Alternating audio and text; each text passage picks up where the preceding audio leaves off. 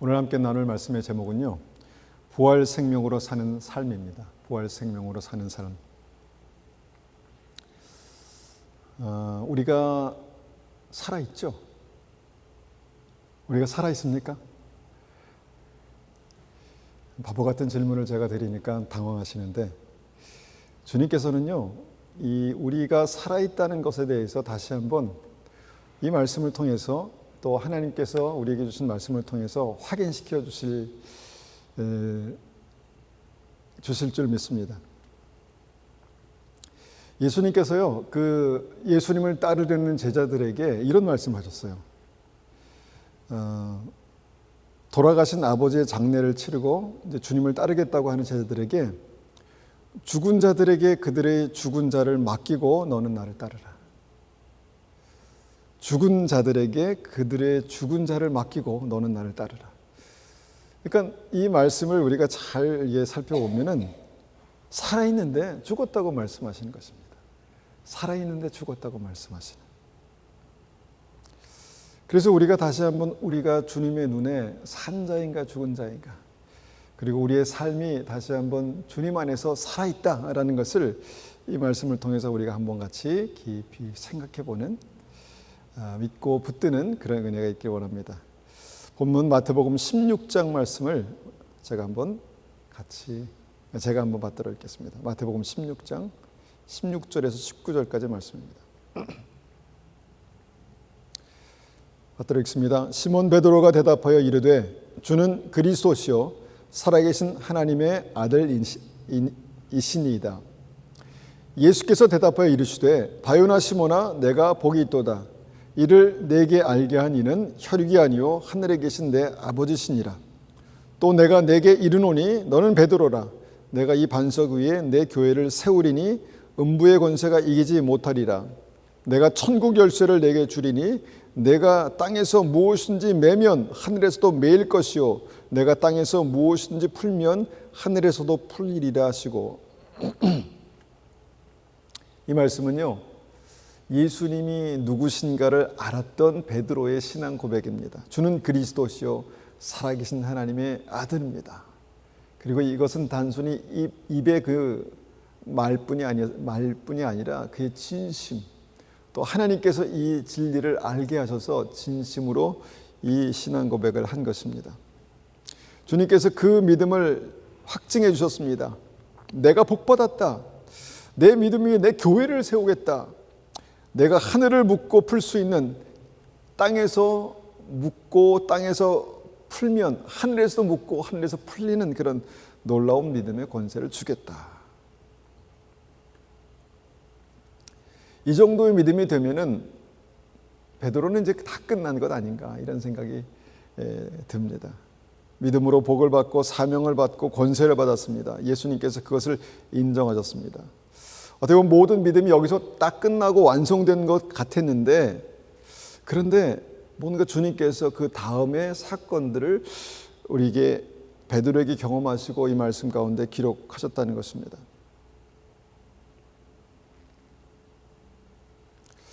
베드로는 이 다음부터요, 이제 본격적으로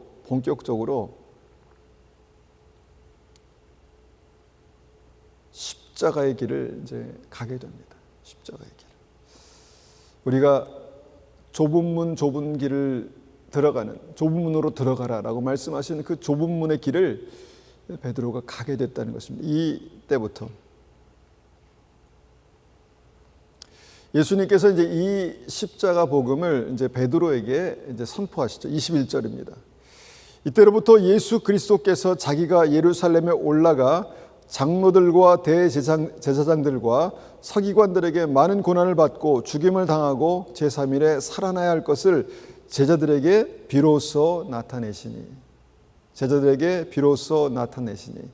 주는 그리스도시요 살아계신 하나님의 아들입니다. 아 그래? 그러면 그 믿음 위에 내 교회를 세우겠다, 하늘의 권세를 주겠다라고 말씀하신 그 제자들에게 이제 비로소 무엇을 말씀하셨냐면 십자가를 말씀하셨다는 것입니다. 내가 십자가에서 죽고 3일 만에 다시 살아날 것이다. 이것을 비로소 나타내셨다는 것입니다. 그래서 오늘 우리가 한번 같이 깊이 생각해 보기 원하는 이 십자가 복음은요, 예수님을 그렇게 알고 믿음으로 고백한 사람들이 그 예수 생명을 가지고 무엇입니까? 십자가를 통과해서 주님과 영원히 사는 부활 생명으로 거듭나는 어떤 믿음의 과정들을 한번 우리가 생각해 보기 원합니다. 이것이 이제 바로 전 시간에 말씀드렸던 출애굽한 이스라엘 백성들이 홍해를 건너고 광야를 지나서 요단강을 건너 약속의 땅으로 들어가는 이 과정을 이제 다시 한번 보게 되는 그런 말씀이죠. 이 부분이 바로 이 십자가 복음이 바로 무엇인가 보면은 천국 혼인잔치에 청음을 받은 많은 사람들이 예복을 입는 과정을 거쳐서 택함 받는 믿음의 백성이 되어서 천국 혼인잔치에 들어가는 어떤 그런 과정을 지금 우리가 말씀을 통해서 보기 원합니다. 이 믿음은요, 마태복음 25장에 주님을 기다렸던 10명의 신부가, 예수님이 누구신지 알고 다시 오실 주님을 기다렸던 10명의 처녀들이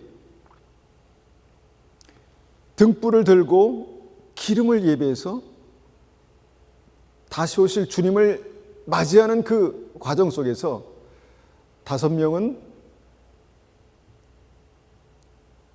그 온전한 믿음을 갖고 5명은 그 온전한 믿음을 갖지 못했던 이 말씀들을 우리가 한번 생각해 보기 원하는 것입니다. 베드로는 분명히 주는 그리스도시요 살아계신 하나님의 아들입니다라는 놀라운 믿음의 고백을 했고요. 이 믿음의 고백은 하나님께서 내게 알게 하셨구나, 이 놀라운 비밀을 내게 알게 하셨구나라고 그렇게 주님께 인정받았습니다. 그러고 나서 주님께서 베드로에게 내가 십자가를 질 거야, 십자가 복음을 선포하셨죠. 그런데 문제가 생겼습니다. 무슨 문제가 생겼습니까? 22절입니다. 베드로가 예수를 붙들고 항변하여 이르되 주여 그리마옵소서, 이 일이 결코 주께 미치지 아니하리이다. 예수님 십자가는 안 됩니다. 그건 있을 수가 없습니다. 우리가 알고 있는 대로 베드로는요, 예수님이 누구신지 알고 주님께서 그 믿음을 인정하시고 그에게 놀라운 약속을 받고 그 이후에 어떻게 됐습니까? 십자가는 안 됩니다. 십자가는 맞지 않습니다. 주님과 어울리지 않고 저도 그것을 용납할 수가 없습니다. 이렇게 말합니다. 그리고 어떻게 됩니까? 그 믿음으로 사단에게 휘둘립니다. 사단에게 이용당하죠. 예수님께서 지금 바로 앞에 계시는데 그의 믿음이 하나님께서 내게 그 놀라운 진리를 알게 하셨다는 그런 컨펌을 받았는데 어떻게 그럴 수가 있는가? 예수님은 사단과 함께 지금 베드로가 예수님을 넘어뜨리려 하고 있다라고 그렇게 말씀하셨습니다. 그리고 사단아 물러가라 라고 베드로에게 선포하시죠. 23절입니다. 예수께서 돌이키시며 베드로에게 이르시되 사단아 내 뒤로 물러가라. 너는 나를 넘어지게 하는 자로다. 내가 하나님의 일을 생각하지 아니하고 도리어 사람의 일을 생각하는도다 하시고, 마치 베드로의 믿음이 주는 그리스도시요 살아계신 하나님의 아들입니다 라는 그 믿음을 통과한 후에 뭔가 믿음으로 또 다른 십자가라는 복음을 지나가야 되는데 여기에 꽉 막혀가지고 이 중간에서 사단에게 휘둘리고 예수님을 넘어뜨리려 하는 어떤 그런 믿음으로 있었다라는 것입니다. 물론 베드로는 이것을 의도하지 않았습니다. 설마 내가 이 믿음으로 예수님을 넘어뜨린다고? 말도 안 되는 소리, 이렇게 생각했습니다. 그런 베드로, 당황하는 베드로, 그 당황하는 제자들에게 주님께서 다시 한번 십자가 복음을 선포하십니다. 24절입니다. 이에 예수께서 제자들에게 이르시되 누구든지 나를 따라오려거든, 누구든지 나를 따라오려거든 자기를 부인하고 자기 십자가를 지고 나를 따를 것이니라. 여러분, 여기서 누구든지는요, 베드로와 제자들만 말씀하신 것이 아닙니다. 우리도 포함된다는 것입니다. 누구든지 주님을 따라 가려거든. 여러분, 주님을 따른다는 것이 무엇입니까? 이것이 믿음의 길입니다. 생명의 길입니다. 주님을 따라 영생에 들어가는 것입니다. 누구든지 나를 따라오려거든 자기를 부인하고 자기 십자가를 지고 나를 따를 것입니다. 저는 이 말씀이 우리 모두에게 익숙해져 있다라고 생각합니다. 그런데 아직까지도 이것이 그냥 머리는 알지만 실제가 안 되는 그런 믿음이 있을 수 있다는 생각을 했습니다. 누구든지 자기 십자가를 지고 나를 따르는 것이 믿음이다. 자기 십자가, 내 십자가. 이 십자가 복음의 이 십자가가 우리의 삶 가운데 홍해를 건너고 광야를 지나가는 우리 모든 믿음의 사람들에게 이 실제가 되는 그것이 믿음이고 현실이다라는 것입니다.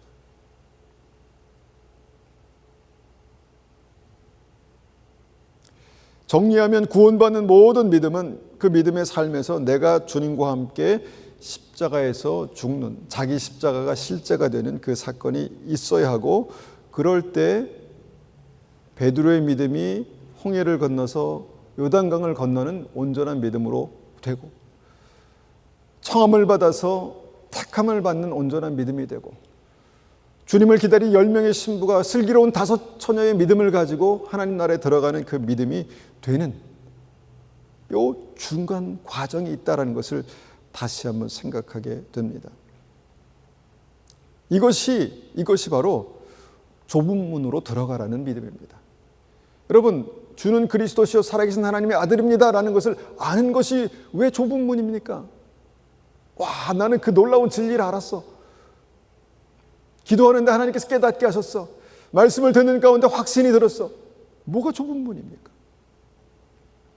그런데 그 말씀을 가지고 주는 그리스도시요 살아계신 하나님의 아들입니다라는 그 믿음을 가지고 이제 들어가야 되는 좁은 문이 있다는 것입니다. 예복을 입는 것 굉장히 간단하게 생각합니다.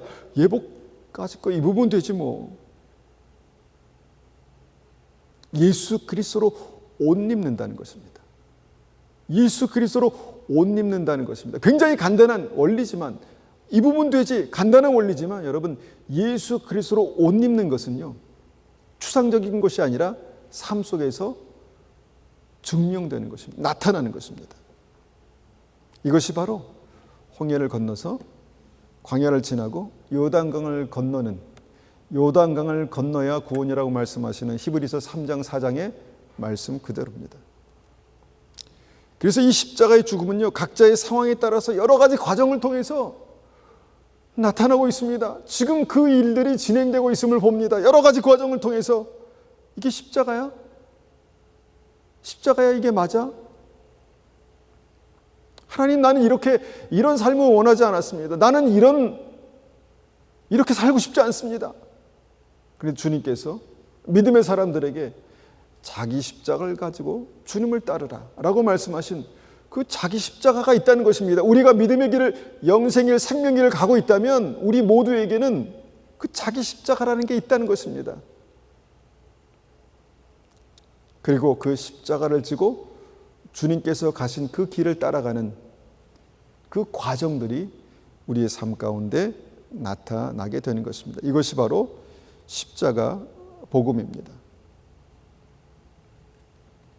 욥기를 읽어보면 참 의문스러운 점들이 많습니다. 하나님께서 욥을 동방의 의인이다 이렇게 말씀하시고 그 욥을 자랑하셨습니다. 욥을 자랑하셨습니다. 내 종 욥을 봐라, 얼마나 훌륭하니.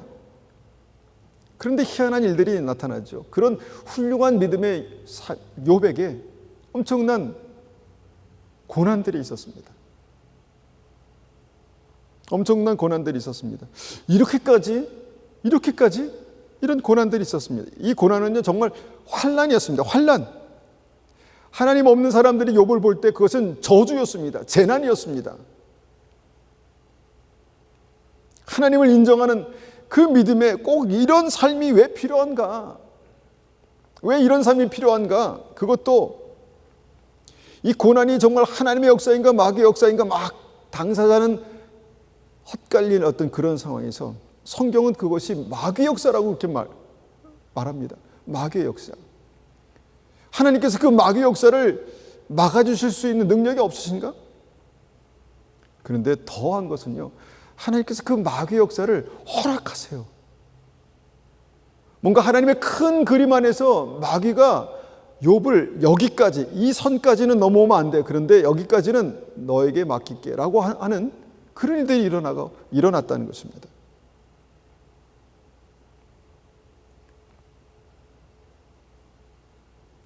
욥은요, 그 믿음을 가지고 실제로 마귀가 역사하는 그 고난의 비바람을 다 그대로 감당해야 했습니다. 맞아야 했습니다.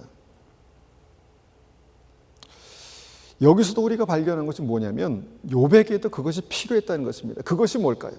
이것이 바로 욥이 지나가야 했던 십자가였습니다.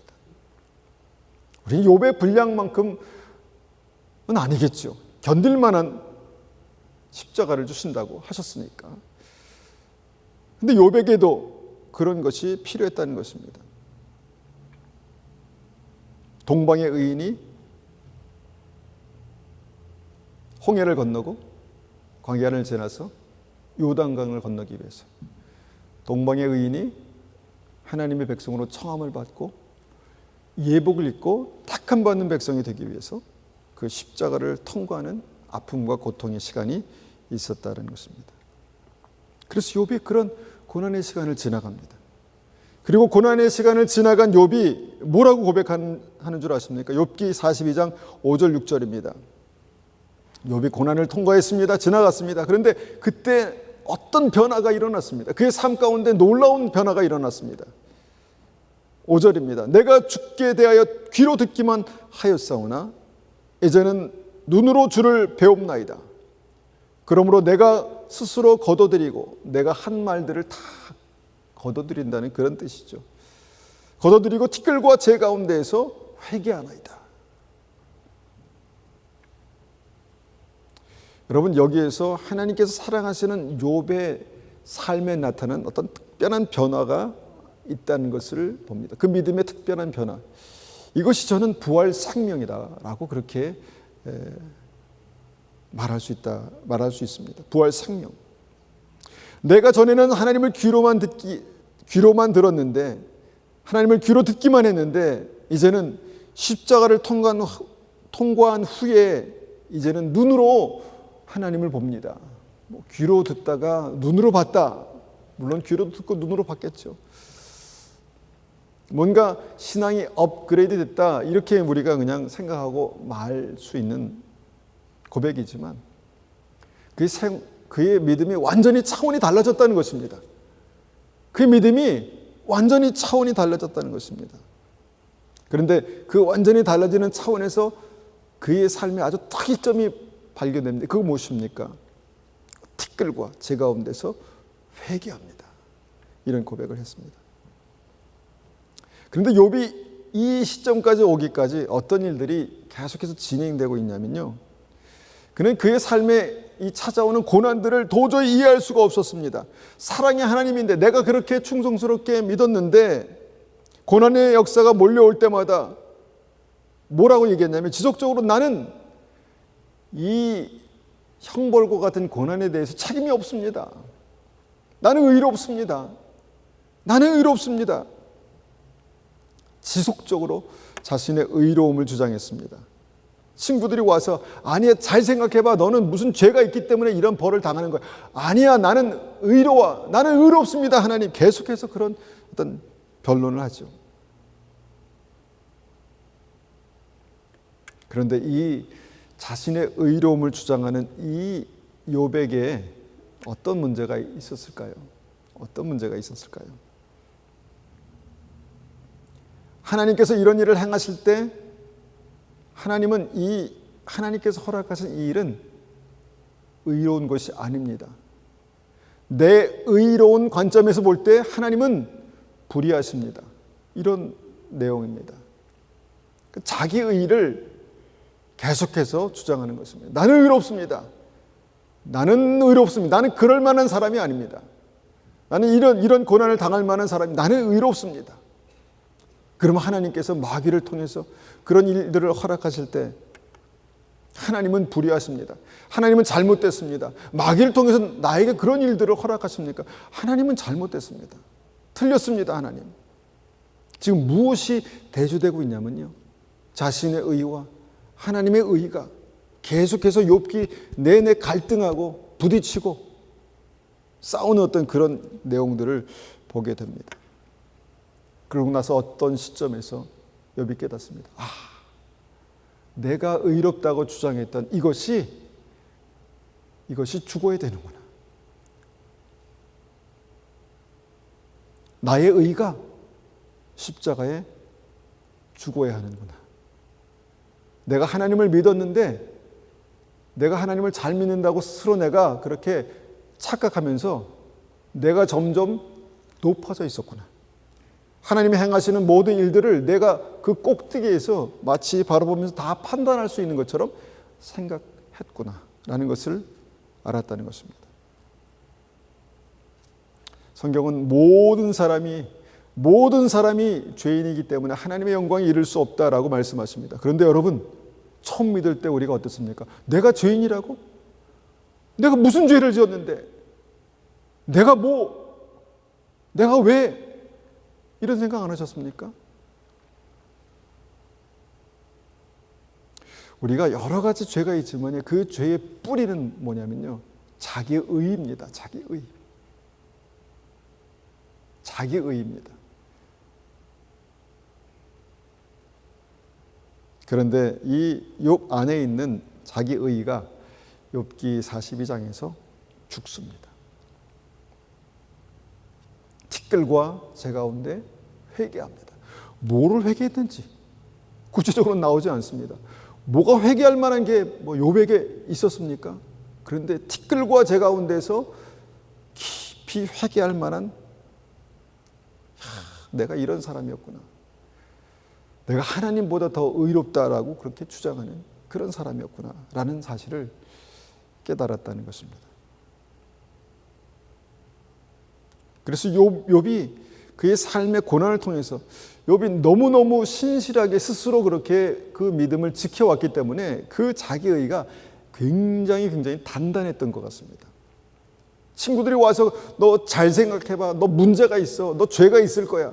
아니야, 나는 하나도, 티끌만큼 내가 하늘을 두고 내가 맹세한다. 티끌만큼 내가 죄가 없어. 그러니까 단단한 자기 의가 어떻게 됩니까? 고난을 통해서 깨집니다. 십자가에 못 박힙니다. 그리고 이 십자가의 죽음을 통과한 후에 오늘 우리가 부활 생명이라고 그렇게 얘기할 수 있는 그 다른 차원의 믿음으로 거듭나는 것을 보게 됩니다. 여러분, 부활 생명, 이 생명을 소유하는 믿음은요, 하나님을 이전보다 더 가깝게 만나는, 차원이 다른 믿음으로 만나는 그런 은혜가 있습니다. 우리의 고난들이 헛것이 아닙니다. 나는 아무것도 아니구나. 고난을 통해서 어려움을 당할 때마다 나는 아무것도 아니구나. 나는 그냥 불면 날아갈 수밖에 없는 티끌과 같은 존재구나 라는 것을 내가 알 때 전능하신 하나님께서 나를 위해서 십자가에 달려 돌아가셨다고 라는 사실을 다시 한번 대조적으로 엄청난 은혜로 받게 되는 것입니다. 그러면서 욥이 경험했던 것처럼 하나님은 우리를 더 깊이 친밀하게 고난을 통해서 만나 주십니다. 우리가 고난을 지날 때마다 하나님 도와주십시오. 하나님의 도움이 필요합니다. 하나님 차라리 나를 그냥 여기서 끝내주십시오 라고 하면서 왔다 갔다 믿음이 냉탕과 온탕을 왔다 갔다 하죠. 그런데 그런 가운데서 우리가 살아계신 하나님의 역사를 인정하게 됩니다. 그러면서 우리는 이전보다 다른 차원으로, 이제는 귀로 듣기만 했는데 이제는 눈으로 봅니다. 하나님, 살아계신 하나님, 전능하신 하나님, 나에게 영생을 주신 하나님, 천국을 허락하신 하나님. 여러분, 천국을 믿으십니까? 영원한 삶을 믿으십니까? 영원한 삶을 믿는다면 지금 이 땅에 살아가는 것들은 아무것도 아닙니다. 사도 바울이 고백했던 것처럼 내가 이 땅에서 가장 좋다고 가장 훌륭하다고 생각했던 것들이 이제는 보니까 배설물 같이 보인다라고 그렇게 말했습니다. 차원이 다른 것입니다. 믿음으로 하나님을 만난다는 것은, 그런데 우리가 지나가는 이 고난을 통해서 우리는 하나님을 다시 만난다는 것입니다. 다시 만난다는 것입니다. 그리고 이 부활 생명에 하나님의 친밀함이 주어지고요. 그 다음에 하나님께서 그에게 새로운 믿음의 권세를 허락하십니다. 믿음의 권위를 허락하십니다. 믿음 다 똑같은 거 아니야? 아닙니다. 믿음에는 믿음의 권세가 있습니다. 권세가 있습니다. 사랑하지만, 우리가 자녀들 사랑하지만 자녀들을 사랑하는 자녀들이 자라나가면서 신뢰할 수 있는 그 폭이 더 커지지 않습니까? 사랑하는 것과 신뢰하는 것은 다르지 않습니까? 신뢰하면 어떻게 됩니까? 뭐든지 맡길 수 있죠. 하나님께서 우리도 똑같이 생각하시는 것입니다. 고난을 통과하고 십자가에서 부활 생명으로 거듭난 사람에게 하나님께서 하나님의 권위를 허락하신다는 것입니다. 주신다는 것입니다. 욥기 42장 7절 8절 보니까 이렇게 말씀하십니다. 여호와께서 욥에게 이 말씀을 하신 후에 여호와께서 대만 사람 엘리바스에게 이르시되 내가 너와 내 두 친구에게 노하나니 이는 너희가 나를 가리켜 말한 것이 내 종 욥의 말같이 옳지 못함이라. 그런즉 너희는 수소 7과 수양 7을 가지고 내 종 욥에게 가서 너희를 위하여 번제를 드리라. 내 종 욥이 너희를 위하여 기도할 것인즉 내가 그를 기쁘게 받으리니 너희가 우매한 만큼 너희에게 갚지 아니하리라. 이는 너희가 나를 가리켜 말한 것이 내 종 욥의 말같이 옳지 못함이라. 여러분, 이 부분이요 참 이해하기 어렵습니다. 설사 욥의 종들이 그래도 하나님 믿었잖아요. 근데 잘못 실수로 말했습니다. 욥아, 생각해봐. 무슨 문제가 있을 거야. 그 말을 한 겁니다. 그 말을. 그런데 하나님께서 두 친구에게 노했다 이렇게 말합니다. 뭘 노했을까요?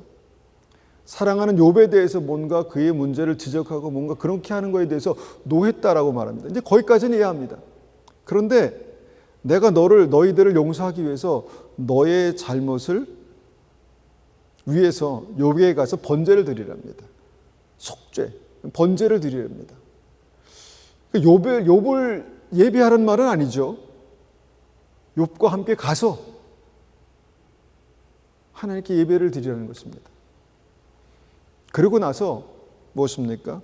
내 종 욥이 너희를 위해서 기도할 것인즉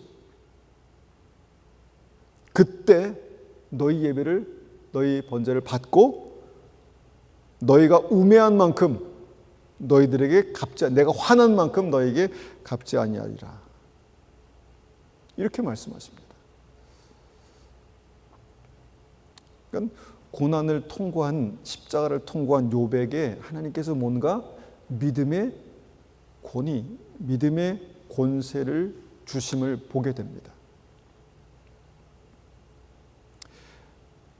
여러분, 믿음은요 그냥 하나님만 믿으면 다 똑같은 게 아닌가 이렇게 생각할 수 있지만요, 하나님을 믿는, 주는 그리스도시요 살아계신 하나님의 아들입니다라고 믿는 그 믿음을 가지고 십자가를 통과한 믿음은요 완전히 다른 차원의 믿음입니다. 완전히 다른 차원의 믿음입니다.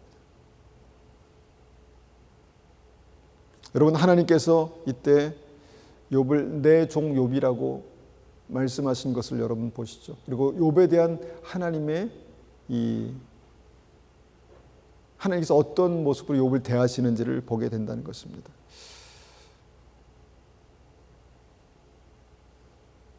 이것이 부활 생명으로 사는 어떤 믿음입니다.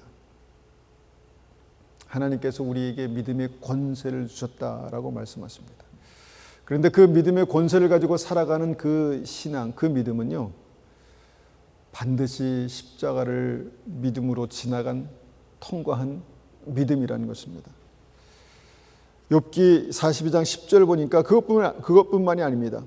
욥이 그의 친구들을 위하여 기도할 때 여호와께서 욥의 곤경을 돌이키시고 여호와께서 욥에게 이전 소유 모든 소유보다 갑절이나 주신지라.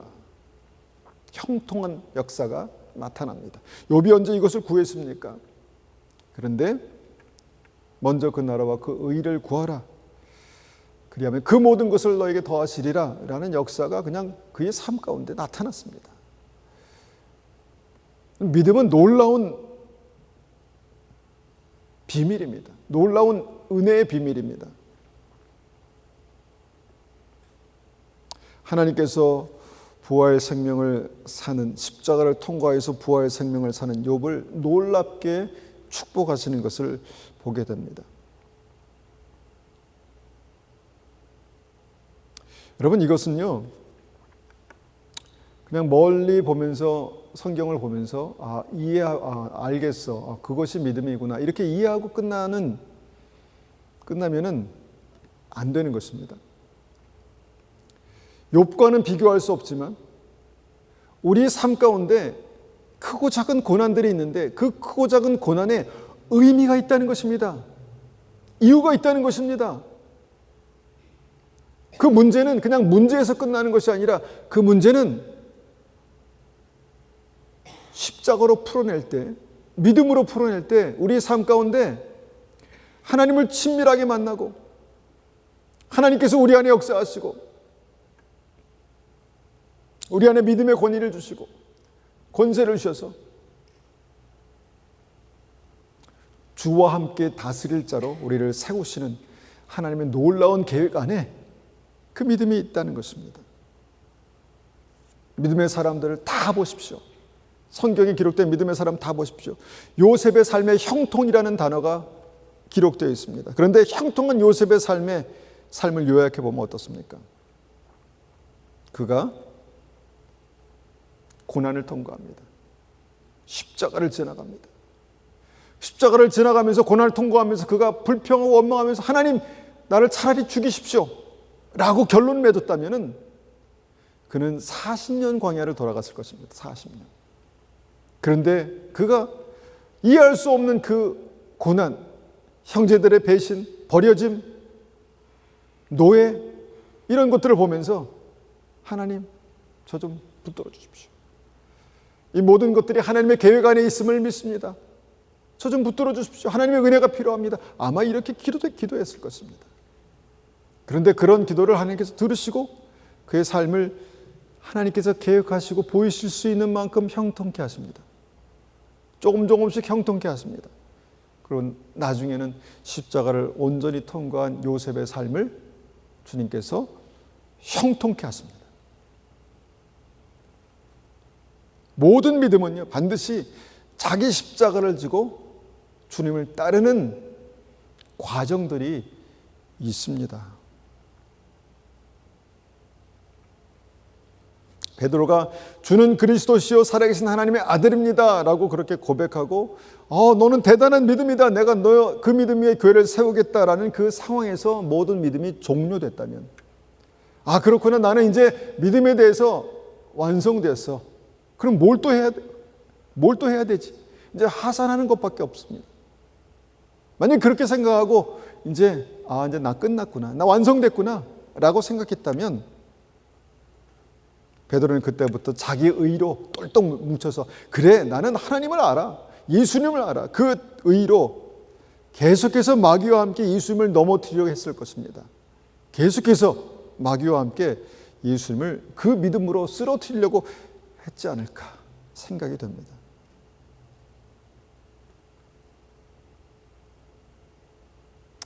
그런데 이 자기 의가요 베드로 안에 있었기 때문에 그의 삶 가운데 훈련이 필요했습니다. 머리 둘 곳이 없는 예수님과 함께 동행하면서 다니면서 많은 사람들에게 손가락질 당하고 그 다음에 어떤 배척을 당하고 그런 일들이 있었습니다. 그럼에도 불구하고 이 베드로 안에 자기 의인은요 좀처럼 이게 죽지 않았습니다. 주님께서 내가 잡힐 거야, 내가 고난을 당할 거야, 내가 죽을 거야 이렇게 말씀하실 때마다 마태복음 26장 33절을 보니까 이렇게 고백합니다. 베드로가 대답하여 이르되 모두 주를 버릴지라도 나는 결코 버리지 않겠나이다. 확신이 있었습니다. 나는 그런 사람이 아니야. 나는 절대로 결코 주를 버릴 사람이 아니야. 그런 믿음이 아니야. 그런 믿음이면 난 시작도 안 했어. 이런 이제 믿음이 있었습니다. 훌륭한 믿음이라고 생각하는 믿음이 있었습니다. 그런데 이 훌륭한 베드로의 진심이 어디까지 신뢰할 수 있었습니까? 어디까지? 결코 이것이 변질되지 않고 결코 이것이 정말 실패하지 않을 것이라고 우리는 결론은 아니까 그것이 아니라는 것을 압니다. 주님께서 그런 베드로에게 말씀하십니다. 예수께서 이르시되 내가 진실로 네게 이르노니 오늘 밤 닭 울기 전에 내가 3번 나를 부인하리라. 여러분, 이 부인이라는 것이 그냥 단순히 난 예수님 몰라 여기에서 끝나는 거라고 생각하십니까? 이것은 배신입니다. 저주하며 부인하는 베드로의 모습을 보십시오. 이것은 완전한 가룟 유다하고 베드로하고 다른 점은요, 가룟 유다는 가서 안 왔고요, 베드로는 갔다가 왔습니다. 이것만 다른 거예요. 겁니다. 3번. 아무리 그 믿음이 진심이라 할지라도 진실에도요 변질될 수 있습니다. 사람은 아무리 믿음이 훌륭해도 변질될 수 있습니다. 특별히 오늘 우리가 말씀하는 이 십자가에서 죽지 않는 믿음, 자기의 의의를 못 박지 않는 믿음은요 변질될 수 있습니다. 그래서 우리는 주님께서 말씀하신 대로 자기 십자가가 필요한 것입니다.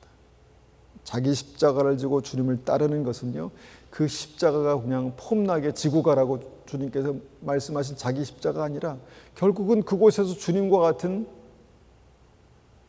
십자가, 내가 죽고 다시 부활하는, 부활 생명으로 살아가는 그 십자가를 말씀하는 것입니다. 베드로는 상당히 오랜 기간 이 죽음의 십자가를 인정할 수가 없었습니다. 3번 나를 부인하리라 말씀하시는 예수님께 베드로가 대답하죠. 마태복음 26장 35절 보니까 베드로가 이르되 내가 주와 함께 죽을지언정 주를 부인하지 않겠나이다 하고 모든 제자도 그와 같이 말하니라. 죽을지언정, 나는 결코 절대로. 여러분, 자기에 대한 지나친 확신은요 믿음이라고 착각하기 쉽습니다. 나는 절대로.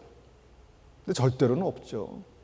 아니야, 너는 나를 부인할 거야. 주님, 절대로 내가 목숨 걸고 맹세합니다. 나는 목숨 걸고 맹세. 얼마나 진실한 대답이었을까? 저는 100% 진심이었다고 믿습니다. 내가 목숨 걸고 맹세합니다. 그런데 자기 의에 뿌리 내린 믿음은요 실패합니다. 그리고 그 실패를 십자가에서 경험한다는 것입니다. 여러분, 내가 어떻게 나를 100% 보장할 수 있습니까? 어떻게 절대로 결코, 물론 그 의지는 인정합니다. 나는 절대로 그렇게 살지 않아. 나는 절대로 그런 실수를 범하지 않을 거야. 절대로는 없습니다. 절대로라는 것이 무너질 그 순간 우리는 십자가에서 죽어지는 나를 경험할 뿐입니다. 아, 내가 죽어야 되겠구나. 나의 의의는 십자가에 못 박혀 마땅하구나. 이것을 경험하는 것이죠. 그리고 그 베드로가 이제 십자가에 못 박히는 순간이 옵니다. 누가복음 22장 61절 보니까 주께서 돌이켜 베드로를 보시니, 3번 부인하는 그 순간 주께서 돌이켜 베드로를 보시니, 베드로가 주의 말씀 곧 오늘 닭 울기 전에 내가 3번 나를 부인하리라 하심이 생각나서 밖에 나가서 심히 통곡하니라. 3번째 부인하는 그 순간 예수님께서 힘겹게 고개를 돌리시고 베드로의 눈빛과 예수님의 눈빛이 이렇게 마주쳤습니다. 그리고 베드로의 심령 가운데 꽉 박히는 주님의 말씀이 있었습니다. 그렇지, 나는 예수님을 부인할 수밖에 없는, 그런 사람이었어. 그런 인간이었어. 그러면서 밖에 나가서 심하게 통곡하니라. 티끌과 재 가운데 회개하나이다. 이때까지 내가 목숨 걸고 내가 생명을 걸고 주님을 따르겠습니다라는 그 말들, 이게 다 자기 의여, 내 의였구나. 나는 절대로 예수님을 3번 꽉 채워서 부인한 후에 예수님의 말씀을 기억했고, 예수님의 눈빛이 그의 심장을 찌르는 그 순간 통곡하며 울며 회개했다는 것입니다. 그때 베드로는 죽은 것입니다. 그때 베드로를 주님께서 다시 찾아오시죠. 그리고 내가 나를 사랑하느냐 3번 물으십니다. 이제는 이전 같았으면 내가 나를 사랑하냐, 당연하죠. 내가 나를 아가페 사랑으로 사랑하냐, 당연하죠. 이렇게 대답했을 것입니다. 그런데 내가 나를 사랑하느냐라고 그 아가페라는 단어를 써서 주님께서 물어보실 때, 주님, 제가 주님을 존경합니다. 이 필레오 정도. 제가 주님을 신뢰합니다. 그 정도. 그렇게 대답합니다. 그래, 내가 너의 실패 인정하고 그것을 위해서 내가 십자가에 죽었고, 그럼에도 불구하고 내가 너와 영원히 함께하고, 내가 그 믿음으로 나를 따를 때 나도 너를 사랑하고 내 양을 내게 맡기겠다. 내 양을 먹이라. 여러분, 자신감이 충만한 베드로에게 주님께서 내 양을 내게 맡기겠다라고 말씀하실 수 없었던 이유를 여러분 아시겠습니까? 이것이 우리 모두가 십자가를 지나가고 있는 그 이유라는 것입니다. 모든 사람이 자기 십자가를 지고 주님을 따르는 그 광야가요, 여러분, 그 믿음의 좁은 길, 좁은 문으로 들어가는 것입니다. 우리는 그 순간순간 하나님, 내가 왜 이런 일들을 경험해야 됩니까? 내가 왜 이런 정말 이해할 수 없는 순간들을 내가 지나가야 됩니까? 이렇게 말할 수 있습니다. 그런데 모두에게 정도와 방법의 차이는 있을 수 있겠지만, 예수 믿는 모든 사람들이 바로 이 십자가를 지고 그 십자가의 죽음을 통과한 후에 다시 사신 예수님께서 우리 안에 부활 생명으로 역사하시는 것을 경험한다는 것입니다. 다윗도 하나님의 기름 부으심을 받았습니다. 그리고 나서 왕이 되면 좋은데 사울에게 쫓겨다니면서 험한 시간들을 보냈습니다. 목숨이 유태한 어떤 그런 위기들을 경험했다는 것입니다. 그리고 그것을 통과한 다음에 어떻게 됩니까? 부활 생명으로 하나님께서 주신 믿음의 사명을 감당하게 되죠. 아브라함도 하나님의 인도하심을 따라서 가고 믿음으로 이삭을 낳았고 거기서 끝나는 줄 알았는데, 그에게도 뭔가 그의 믿음의 수준에 맞는 십자가를 주님께서 말씀하십니다. 이삭을 번제로 드려라. 와, 어떻게 해요? 어떻게 그렇습니까? 어떻게 그렇게 합니까? 그런데 이삭을 받고 이삭을 드리는 그 과정 속에서 그가 어떻게 됩니까? 십자가 죽음을 경험합니다. 십자가 죽음을 통과합니다.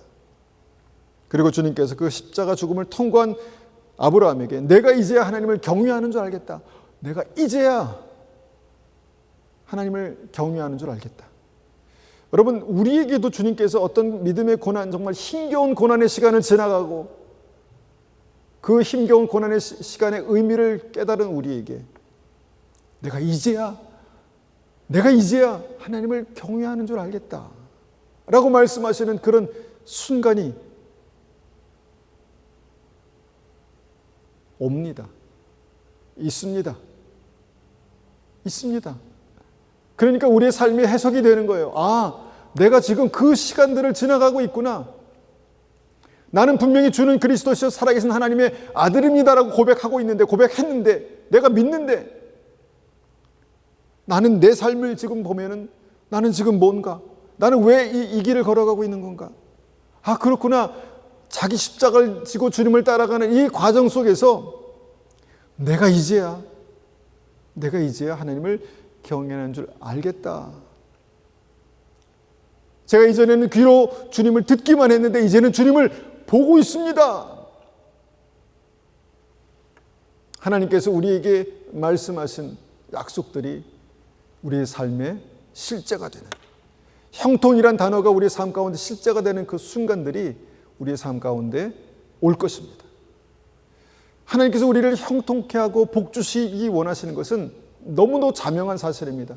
그런데 여러분, 우리의 믿음이 주는 그리스도시요 살아계신 하나님의 아들입니다 라는 믿음에서 내가 나를 사랑하느냐, 나의 양을 먹이라라는 사명을 감당할 수 있는 그 믿음으로 가기까지의 과정들이 있는 것입니다. 과정들이. 여러분, 그 과정들이 각자의 믿음의 분량에 따라서, 각자의 사명과 부르심에 따라서, 어떤 사람은 2달란트, 어떤 사람은 5달란트, 어떤 사람은 1달란트를 주셨지만 그 과정은 똑같습니다.